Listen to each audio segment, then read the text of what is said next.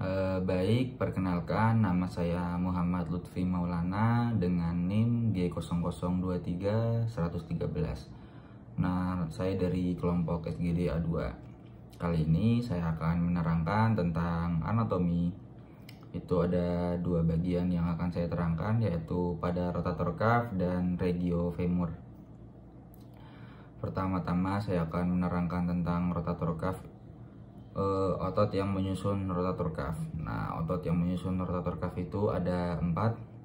Yang pertama ada musculus supraspinatus, yang kedua ada musculus infraspinatus, yang ketiga ada musculus teres minor, yang keempat ada musculus subscapularis.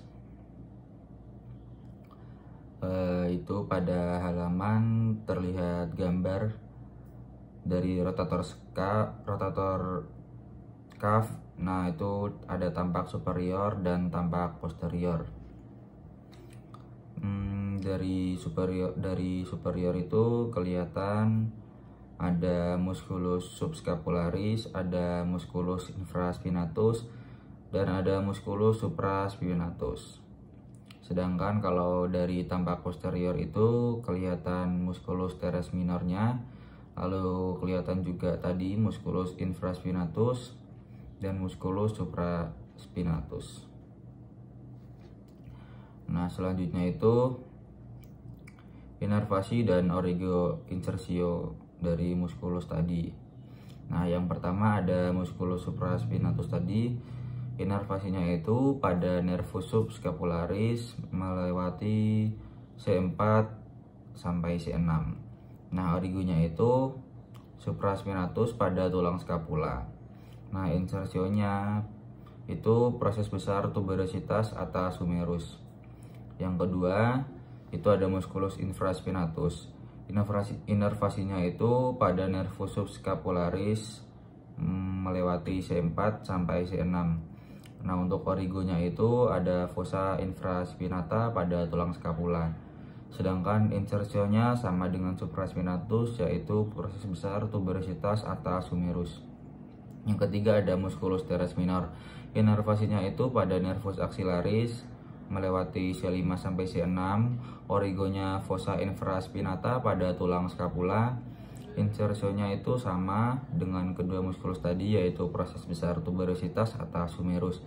Yang keempat ada musculus subscapularis. Nah, inervasinya itu nervus subscapularis melewati C5 sampai C7.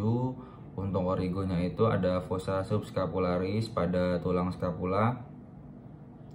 Terus insersionya itu fascia intertubercular dan labrum glenoid.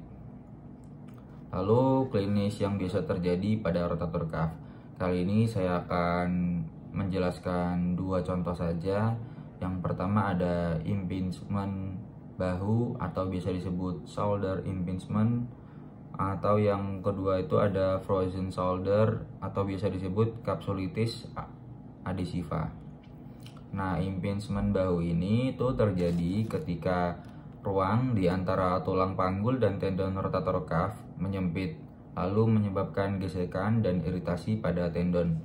Gejala yang dialami biasanya nyeri di bahu yang bisa menjadi lebih buruk saat mengangkat atau memutar tangan. Yang kedua ada frozen shoulder.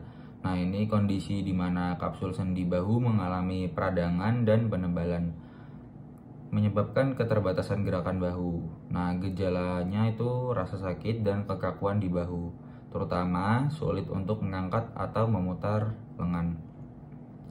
Lalu ada otot-otot yang berkontraksi pada regio femur saat squat ya. Nah, ada 3, yaitu pertama quadriceps femoris, yang kedua biceps femoris, yang ketiga ada semimembranosus dan semitendinosus. Nah, pertama quadriceps femoris itu terdiri dari 4 kepala. Ada rectus femoris, vastus lateralis, vastus medialis, dan vastus intermedius. Otot ini itu bekerja saat menegakkan lutut selama squat dan membantu mengangkat tubuh kembali ke posisi berdiri. Inervasinya itu ada nervus femoralis dan nervus obturator. Nah, yang kedua ada bicep femoris. Ini terdiri dari dua kepala, caput longum dan caput breve. Otot ini membantu fleksi lutut dan ekstensi pinggul selama squat.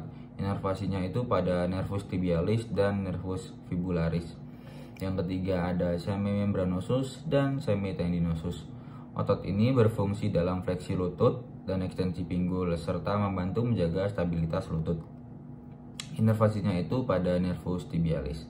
Baik, sekian dari saya. Terima kasih.